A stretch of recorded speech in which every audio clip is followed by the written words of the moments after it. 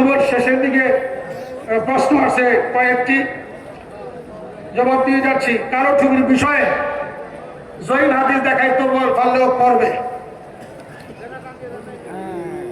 একটা কিতাব আমরা দেখাইছিলাম লিবাস, হ্যাঁ লিবাসে মোস্তফা, কেন মুফতি জিলানী আছে। আমরা একটা কিতাব খুব অনেকদিন তালাশ করেছিলাম, জিলানী আমাকে বললো বাজানে এই কিতাবটা আছে পাকিস্তানে। আমরা তথ্য পরিষদের গাজী মহিউদ্দিন সে নিয়ে আছে পাকিস্তান লেবাসে মোস্তফা, ওটার মধ্যে 3টা ইবনে আব্বাস রাদিয়াল্লাহু তাআলা হাদিস, এটা আমি অনেক আগেই এই হাদিসটা বয়ান করছি। ওই কিতাবের মধ্যে স্পষ্ট করে আছে নবীজির 3টা টুপি, ইবনে আব্বাস রাদিয়াল্লাহু তাআলা হাদিস রাওয়ায়াত।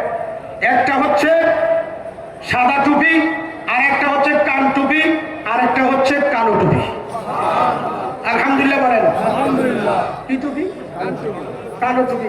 কান টুপিটা হুজুর নামাজ অবস্থায় ব্যবহার করতেন না, সফরে যাইলে কোন যুদ্ধে গেলে এটাকে সতর বানাইতেন, আর বাকি ওই টুপিগুলো দিয়ে আল্লাহর হাবিব সালাত আদায় করতেন। আলহামদুলিল্লাহ বলেন। আমাদের মাযহাবের নাম কি? আরো কি নাম? হানাফি মাযহাবের ইমামে আযমের 7টা টুপি ছিল। কয়টা টুপি? তার মধ্যে তিনি সবচেয়ে বেশি সময় ব্যবহার করতেন কালো রঙের কিস্তি টুপি। কিতাবের নাম আল খায়রাতুল হাসান। ফতোয়া শামী খোলেন, ফতোয়া শামীর মধ্যে আছে লেবাসে আসওয়াদ আর লেবাসে আবিয়াদ। লেবাসে আবিয়াদ মানে সাদা পোশাক, লেবাসে আসওয়াদ মানে কালো পোশাক।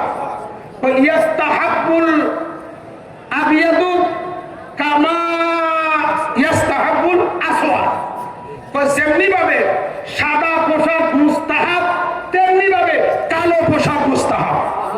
আলহামদুলিল্লাহ বলেন। বুখারী শরীফে আনাস রাদিয়াল্লাহু তাআলা আনহু এবং আরো অন্যান্য অনেক সাহাবা তিনি নিজেরা কালো রঙের টুপি পরিধান করতেন এবং কালো খামিসা যেটা গায়ের সাথে কি লেগে থাকে ওটা সাহাবায়ে কারাম পরিধান করতেন। আলহামদুলিল্লাহ বলেন। এখন আসেন, যারা বলে জয়ীব হাদিস পাইলেও আমরা মেনে নিব, তাদের বিপরে কিন্তু রেজবি বাবা অনেক আগেই ফয়সালা দিয়ে গেছে।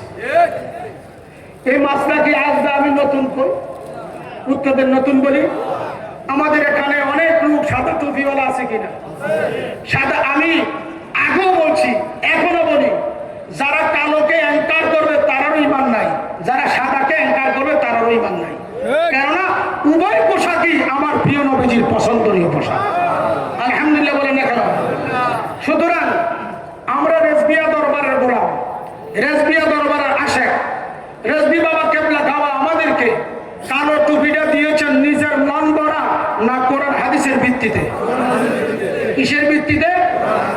গ্রহণ যদি না করে আপনার মনের মধ্যে কতক্ষণ ফরে ফরে ফিরে ফিরে সৃষ্টি হয় অন্য বাতিলের কথা শুনে, এতে প্রমাণ হয়ে গেল আপনি এখনো মনে হয় রেজবির মুরিদ হইতে পারছেন না। কথা ক্লিয়ার বুঝতে পারছেন? এখানে একটা আলোচনা করে যাই, গভীর খেয়াল দিয়ে শুনবেন। আপনার কোনো ইবাদত বন্দেগী নাই, কিন্তু ঈমান আকীদা বিশুদ্ধ আছে। আপনি এই গুনাহের কারণে আল্লাহ হয়তো আপনাকে সাজা দিবে অথবা আল্লাহ আপনাকে মাফ করে দিতে পারে, তবে আপনার ফরজ ইবাদত কবুল হবে না যদি আপনার মাতা পিতার মনে আপনি কষ্ট দেন। কথা ক্লিয়ার বুঝেন? মাতা পিতার মনে যে সন্তান কষ্ট দিবে ওই সন্তানের কি কবুল হয় না? আরো ধরুন কি কবুল হয় না? ফরজ ইবাদত যে সন্তানের কবুল হয় না ওই সন্তান আবার কিভাবে পীর হইতে পারে? দেখার বিষয় আছে। কথা ক্লিয়ার বুঝতে পারছেন? যেই সন্তানের আচরণে এই স্টেজে বসে বসে নিজের চোখের পানি ফালি দিয়েছে, জানতে চাই ওই শয়তানের জায়গা কোথায়, ওই সন্তানের জায়গা কোথায়? গাইয়া নামের জাহান্নামের হাইহাত নামক কূপ হচ্ছে ওই সন্তানের জায়গা। বুঝতে পারছেন কিনা বলে? এখন আপনাদের